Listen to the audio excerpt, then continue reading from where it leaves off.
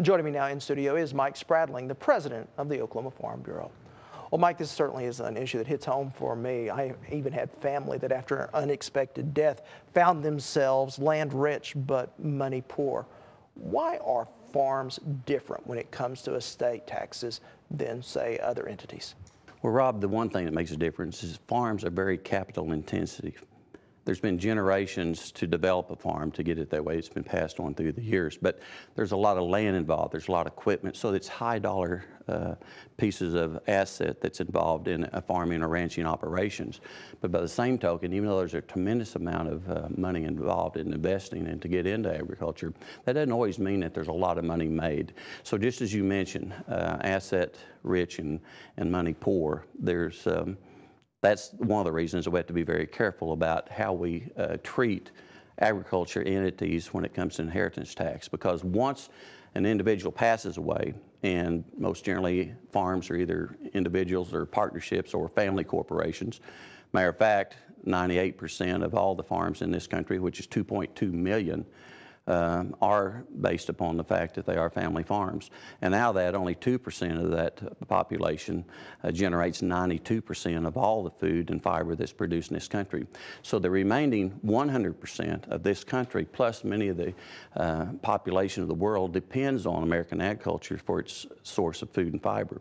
So we have to be very careful that we continue to let people stay in agriculture that not only have the knowledge and technology to do so, but have the desire to do it.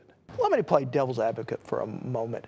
How are family farms different than, that's what I would call just a spoiled brat that inherits a lot of money? How are they different than those people that are inheriting millions and millions of dollars? Well, the one thing is that in most family farms, as I mentioned, it takes several generations to gain a farm and ranching operation generally, unless you're fortunate enough to marry or inherit into it. And certainly you mentioned those spoiled brats or something, but you can't penalize success in this country. And to me, you can't lump in the people that's worked very hard and put them in the same class with people that, again, as the millionaires, billionaires that's inherited that. These people have worked very hard. Families after generation have got there. So that's the one thing that makes them different. So I think laws need to be, we need to look at this inheritance tax and be certain that we provide the protection or the availability for those that want to continue into agriculture that have that opportunity, because if in a lot of times the inheritance taxes can be much more than the earning capacity of a farm or ranch. When that happens and you lose one of the spouse, one of the operating partners, most generally it happens to the male prior to the female, and so you've got an asset there, the one that does a lot of the work. Not to say the women don't, they do a lot as far as raising a family and all that, but now they're also involved in running agriculture as well. So once you lose one of those partners, though, it makes it very difficult to continue an operation if you have to sell off a lot of your assets to pay an inheritance tax. The latest proposal I've seen from the Obama administration is about a $3.5 million cap. Everything under that would be exempt, and at least that's what they're proposing. It could go up to $7 million for the partners. Is that enough? Well, of course, we in Oklahoma Farm Bureau, as well as American Farm Bureau, we would like to see total repeal or elimination of the estate tax. It's a very unfair tax, I believe, as well as many of our members do. But certainly, the House right now version is $3.5 million with a 45% cap on the capital gains tax.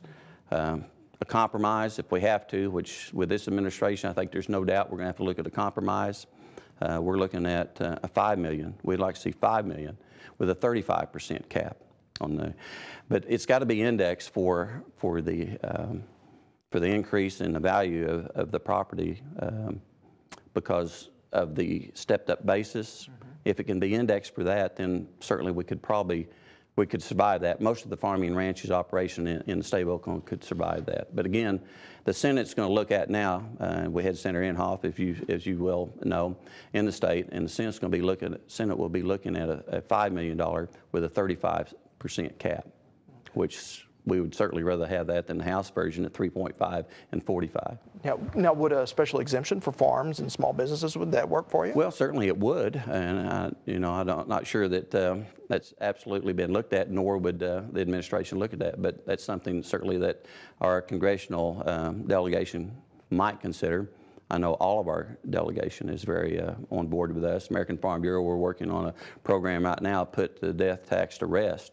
And so we've got a nationwide movement right now, which all states are being involved, all farm bureaus are being involved right now, of getting their congressional delegations, specifically their senators together, as you saw with Senator Inhofe in the state here. We're working very diligently and very hard to do what we can to actually put the death tax to rest. Yeah, and before the show we were talking a little bit, and this is not a new tax. I mean, it's something that's actually been around as long as the country, but maybe its application has changed over the years. Well, it has. Actually, the death tax started out to fund the wars, and in 1797 was actually the first death tax that came on, and then was repealed in 1802, and that was after the Spanish-American War. The second one came in mid-1800s when the Civil War came on, then ended, and was repealed. And then the third one came on with the Spanish-American War.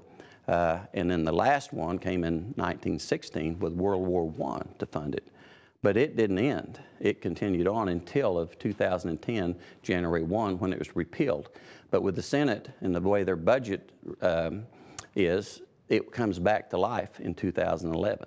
And that's the thing, we've got to be certain that we do something about it prior to that, because it would be very devastating to come back with a $1 million exemption and a 45% cap. It would be something that certainly none of us could live with. And could force some people out of business. Absolutely. And this isn't just an agricultural issue. This is anyone that's worked very hard their lifetime or several generations of their life and their families to achieve, work hard, and make the American dream of doing well in this country, and they shouldn't be penalized for that. All right, Mike, we certainly appreciate you coming by. Mike Spradling, president of the Oklahoma Farm Bureau.